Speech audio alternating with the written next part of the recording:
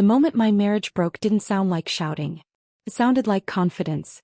I was 31, married for 6 years, standing in our condo in downtown Phoenix when I first understood that certainty could be cruel. The kind of cruelty that smiles at you, kisses your cheek and tells you everything is handled, while quietly removing you from the equation. My husband's name was Soren Vale. He liked that his name sounded solid, decisive. He liked being the man who knew what he was doing. And for a long time I let him. We had built a life that looked good from the outside. 2-bedroom condo near the Biltmore corridor, glass balconies, clean lines, city lights at night. Friends said we were lucky. I said we were stable. What I didn't say was that stability had started to feel like silence. That morning, Soren stood at the kitchen island scrolling through his phone while the espresso machine hissed behind him. He didn't look up when I asked about his day. Late meeting, he said. With who? He shrugged. Work stuff. Work stuff had become his favorite phrase. It ended conversations without answering them. You'll be late again? I asked. He smiled, the kind of smile that made you feel childish for asking. Don't wait up. He kissed my cheek and left, keys already in hand, already elsewhere. I stayed behind, staring at the empty mug on the counter, trying to remember when I'd stopped expecting explanations and started accepting dismissals. It wasn't that Soren was openly cruel. That would have been easier. He was something worse, certain. Certain I wouldn't push. Certain I wouldn't look too closely. Certain that whatever he decided would simply stand. At work I performed calm. Always did. Crisis management was literally my job. Flights canceled, venues flooded, vendors disappeared. I fixed things quietly and efficiently while other people panicked. That skill didn't come from nowhere. It came from years of learning how to stay steady while someone else controlled the narrative. My best friend Kira cornered me near the end of the day. She worked in legal ops and had the kind of mind that never missed a loose thread. You look tired, she said. I'm fine. He didn't buy it. That wasn't a fine answer. I hesitated, then said what I hadn't said out loud yet. Soren's been distant and weird about money.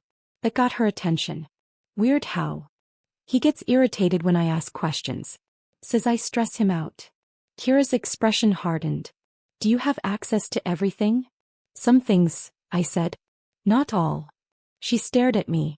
Marin, that's not normal. I shrugged, defensive even with her. He's confident. He's always handled that side of things. Confidence isn't ownership, she said quietly. Promise me you'll start keeping records. Just in case. I laughed it off. Told her she was dramatic. She didn't laugh back. That night, Soren came home after midnight. He smelled like whiskey and something floral that wasn't mine. When I asked how the meeting went, he sighed like I'd inconvenienced him. I told you not to start. I asked a question. And I answered it, he said. It was work. The lie sat between us, heavy and unspoken. I didn't argue. I didn't cry. I just turned away and listened to him fall asleep almost immediately. That was the moment something in me shifted. Not into anger. Into attention. The next morning he was cheerful. Made coffee. Played music from our old road trip playlist like it was proof of effort. You're quiet, he said. I'm fine. He smiled, satisfied. That's why this works. I watched him leave and felt the weight of that sentence settle in my chest. This works, for him. Later that afternoon I stopped to check my email in my car before heading home. One subject line made my stomach tighten. Refinancing documents. Final copy available. We'd refinanced months earlier. I hadn't thought about it since. Soren had said he handled everything. I opened the email. Attached were final documents. Names. Signatures. His. I didn't understand all the legal language, but I understood enough to know this wasn't meaningless. This was structure. Something concrete. I forwarded the email to my personal account without thinking. At home I remembered an envelope I'd shoved into my desk drawer months ago. Papers from the refinance that I'd meant to organize and never did. I pulled it out, hands steady, heart racing. Inside were copies. Signed. And one detail that made me sit down. Not because it shocked me. Because it explained something I'd been feeling without words. That somewhere along the way, without realizing it, I had protected myself.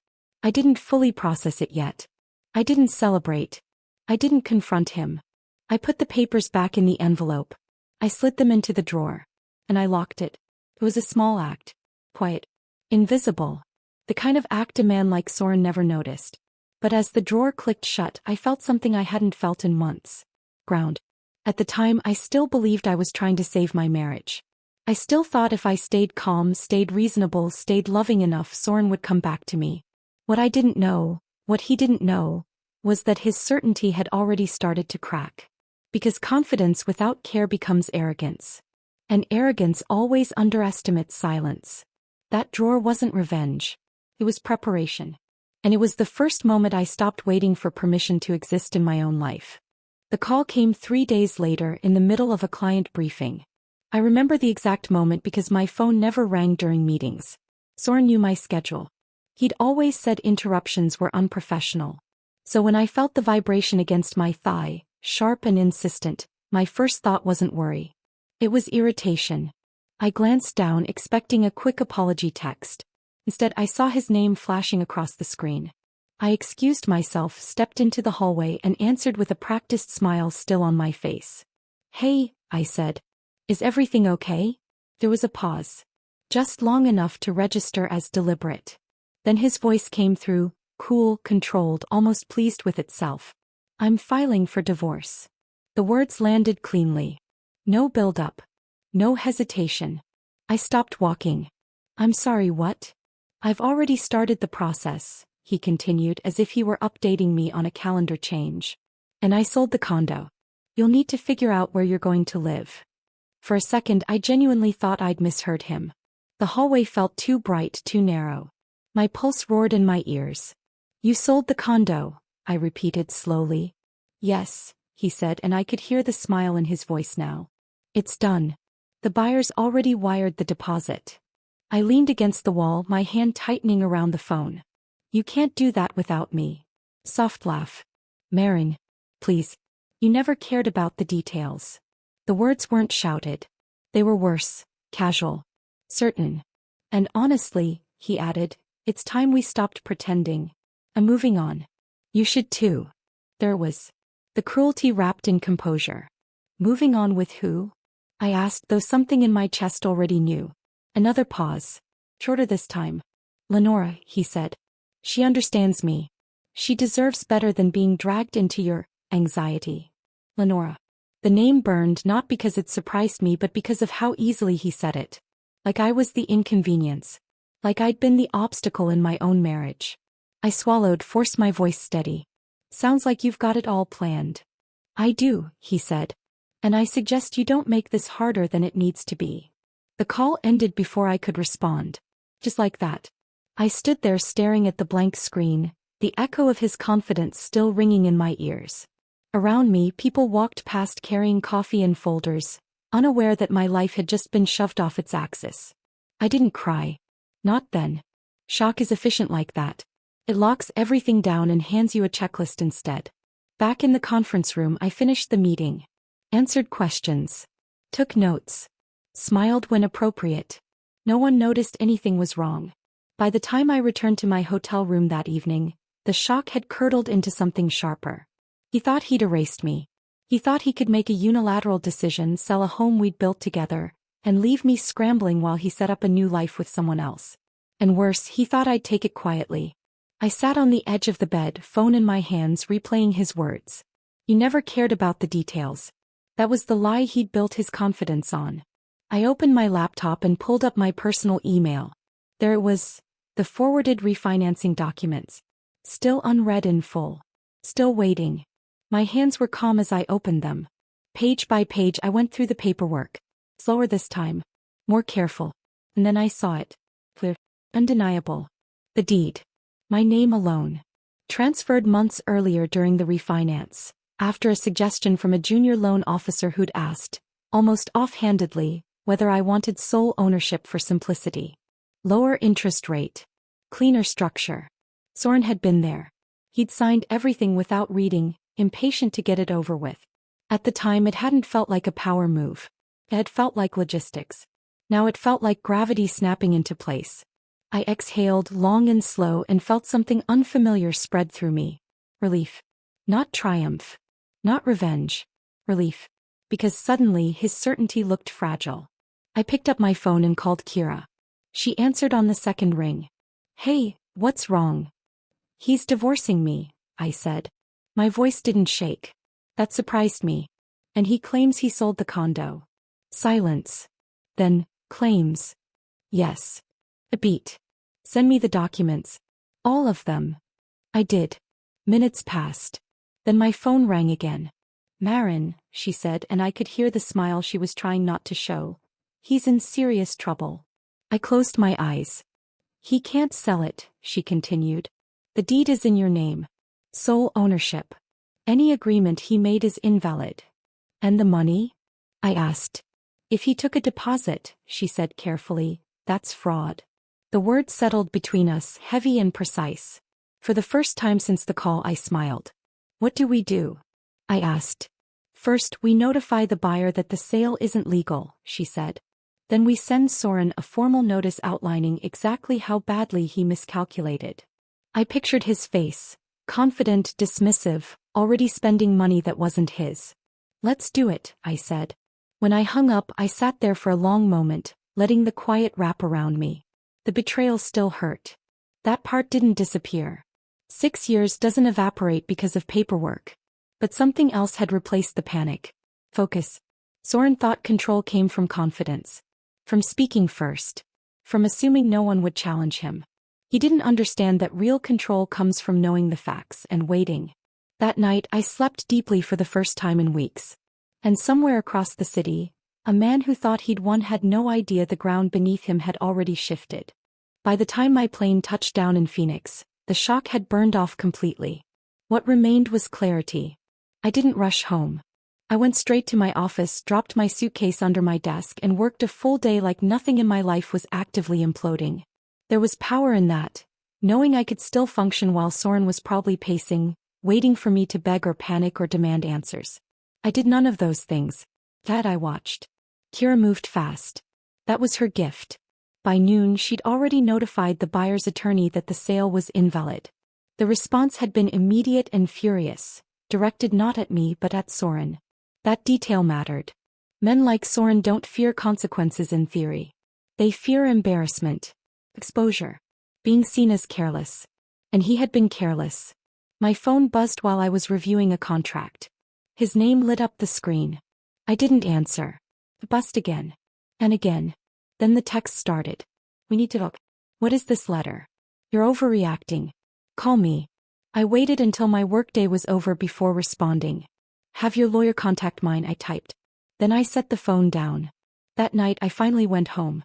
The condo felt different the moment I stepped inside. Not empty exactly, but unsettled. Like a place that had overheard a secret and hadn't decided what to do with it yet. Soren's jacket was still slung over the chair. His shoes were by the door. He hadn't packed a single thing. Of course he hadn't. In his mind this was temporary. A misunderstanding. A bluff I would eventually fold on. I dropped my bag and went straight to the desk. The drawer was still locked. I opened it, took out the envelope and placed it on the table where I could see it clearly. Not as a weapon, but as a reminder. When Soren came home 2 hours later, he didn't bother pretending to be calm. He stormed in, phone in hand, face flushed with anger. What the hell did you do? He demanded. I stayed seated. Crossed my legs. Looked at him like he was a problem I'd already solved. I corrected your mistake, I said. He laughed sharply. You can't just sabotage a sale because you're upset.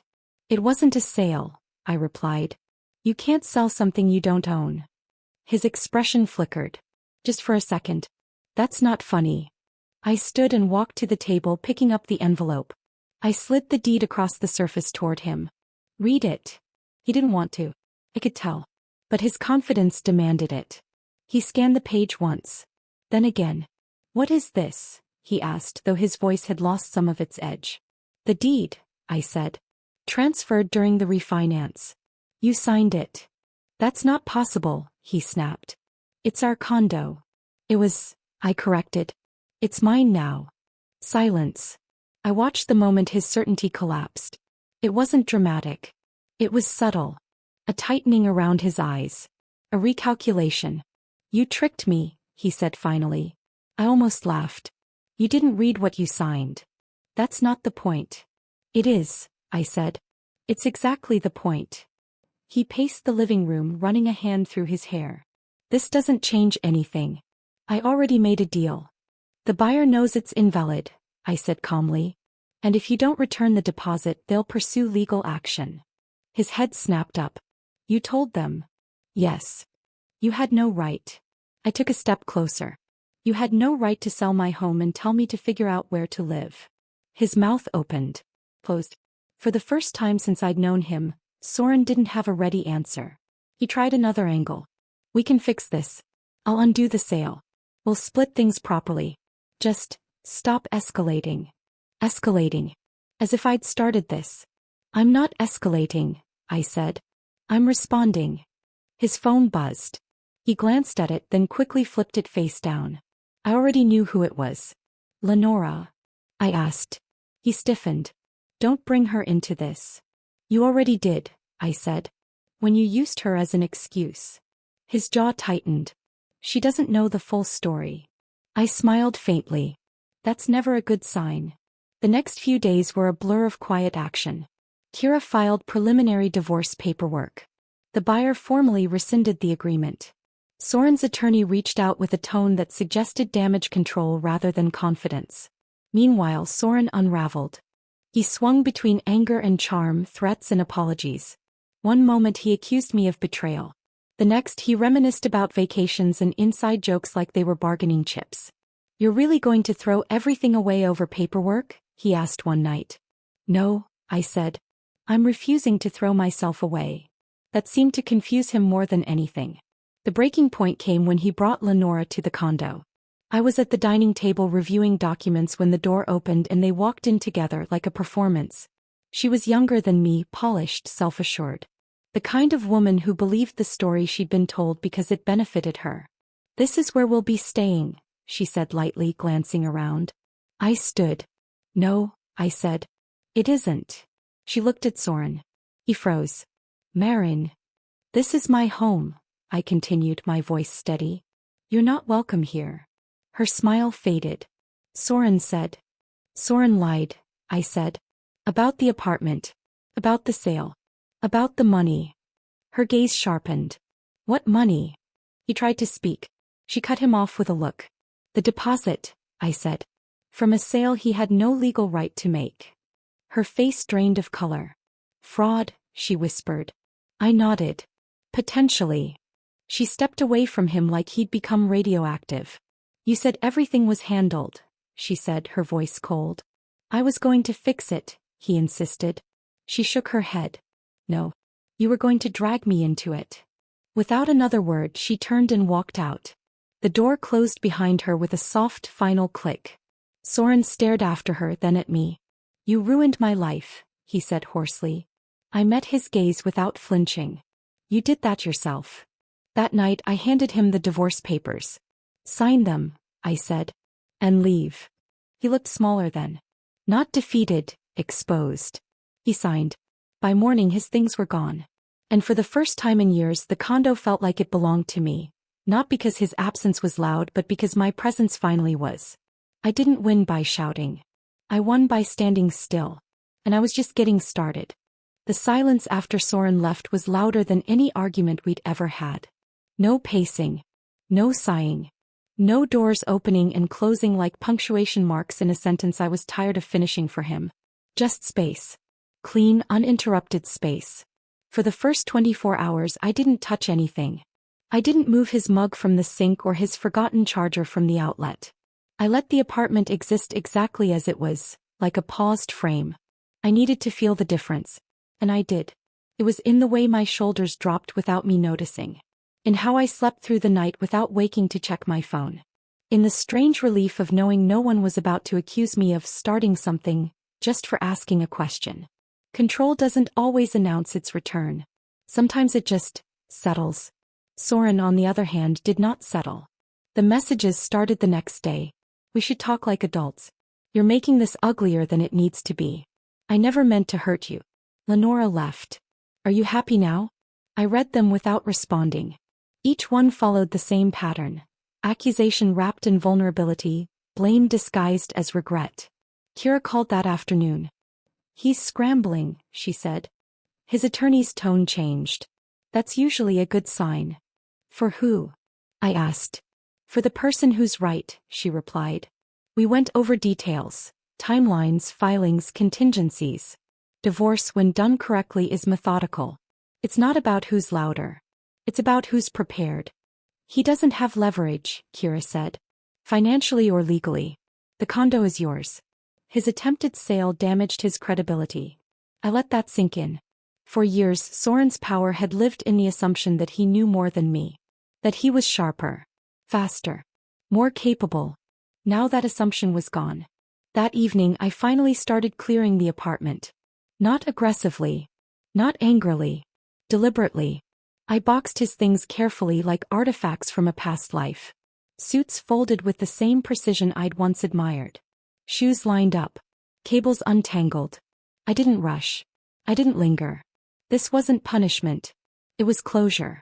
My friend Rowan came by to help. Someone who had seen both versions of me and noticed the difference immediately. You look lighter, they said, handing me a roll of tape. I feel clearer, I said. Like I stopped carrying something I didn't realize was mine. They nodded. That's what happens when you stop managing someone else's ego. Soren showed up unannounced 2 nights later. I was on the couch, laptop open, reviewing a draft of the settlement agreement when the knock came, hard, insistent. I didn't jump. I didn't rush. I opened the door when I was ready. He looked worse. Tired. Unshaven. The confidence that had once wrapped around him like armor now hung loose. You can't just erase me, he said, stepping forward. I didn't move. I didn't erase you. I separated from you. I lived here, he snapped. You lived here because I let you, I replied evenly. He looked past me at the boxes stacked neatly by the wall. You're serious, he said, like the realization was new. I've been serious for a long time, I said. You just didn't listen. He lowered his voice. You don't have to do this alone. We could still negotiate. There's nothing left to negotiate, I said. You made choices. I made preparations. That word landed hard. Preparations. It implied foresight. Intent. Things he'd never associated with me. He tried one last time. You think you won because of paperwork? I met his gaze. No. I won because I stopped doubting myself. He didn't have a response to that. By the end of the week, the condo had changed. The walls were the same. The view was the same. But the air felt different, less compressed. I rearranged the furniture. Moved my art into the living room. Reclaimed the second bedroom as a workspace instead of a compromise. Each small change reinforced the same truth. This space reflected me now. Soren sent one final message. I never thought you'd do this. I typed back exactly one sentence. That was your mistake. Then I blocked his number. The divorce paperwork moved quickly after that. Without leverage, without sympathy, without an audience, Soren became cooperative. The man who once controlled everything suddenly wanted things to be easy. Easy came too late. One night, sitting alone on the balcony, city lights stretching below me, I realized something important. This wasn't about revenge. It was about boundaries.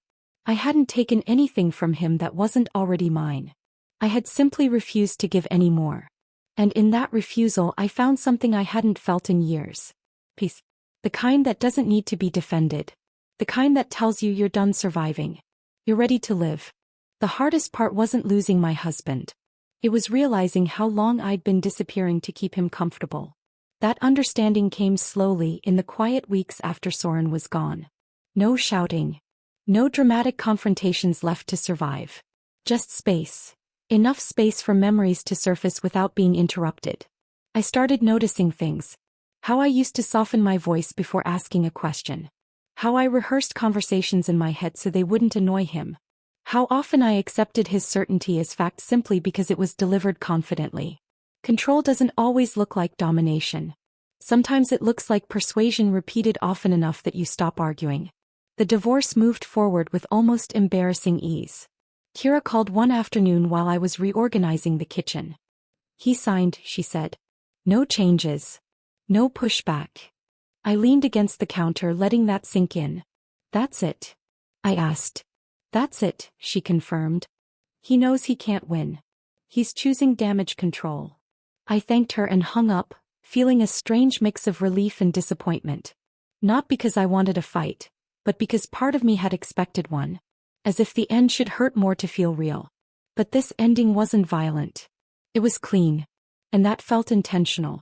Soren tried to reach out once more after the papers were filed. Not with anger this time. With nostalgia. He emailed me a photo, us years ago sitting on the hood of a rental car somewhere in Utah, sunburned and smiling like people who believed the future was guaranteed. We were good once, he wrote. Doesn't that count for something? I stared at the screen for a long time. As I thought, counts. But it doesn't outweigh everything that came after. I didn't respond. Instead, I printed the photo, slid it into an envelope and placed it in the back of a drawer. Not as a wound. As a record. He was part of my life. He was not my life. Friends noticed the change before I did. You're different, Rowan said over dinner one night. Quieter. But in a good way. I don't feel like I'm performing anymore, I said. I don't feel watched. That was the truth. I wasn't managing anyone's expectations. I wasn't adjusting myself to avoid conflict. I was just present. The condo continued to transform, not with renovations but with intention. I chose things because I liked them. Colors because they felt right. Silence because it felt earned. One evening, standing in the living room with the windows open, I thought about the phone call. The one where Soren had told me I'd need to figure out where I was going to live. The arrogance of it still stunned me.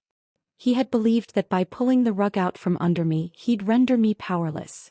What he hadn't understood was that the rug had never been the foundation. Power doesn't always arrive loudly.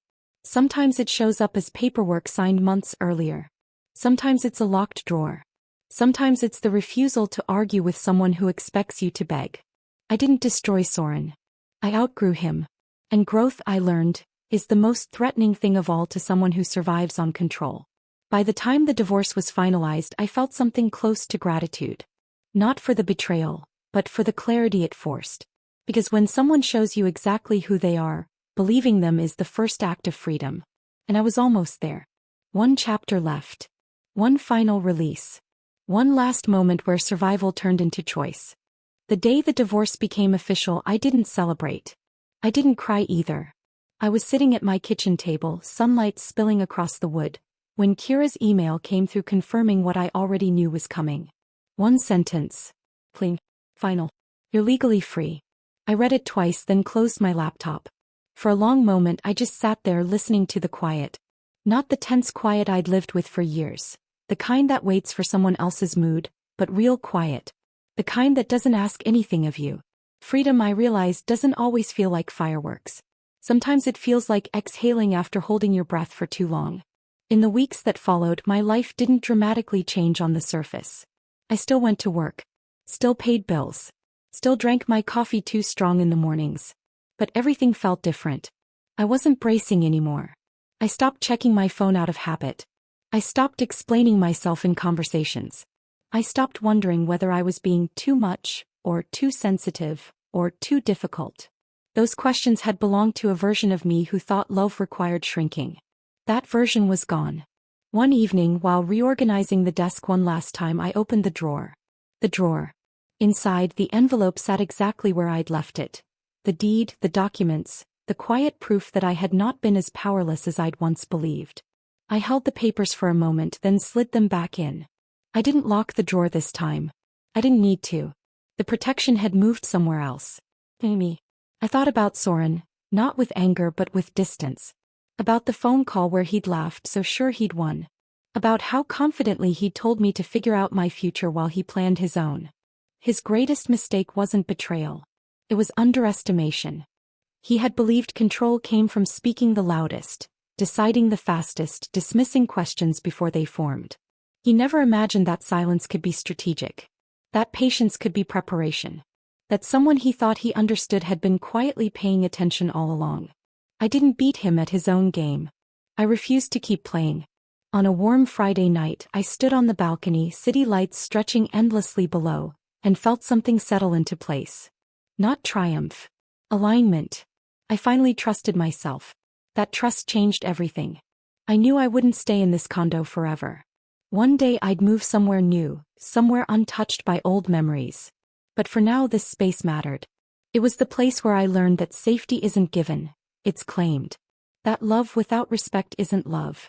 That confidence without accountability is just arrogance. And that walking away isn't weakness when staying costs you yourself. This wasn't just the end of a marriage. It was the beginning of a life where I didn't wait to be chosen. I chose. And that choice, quiet, deliberate, unshakable, was the most powerful thing I'd ever done.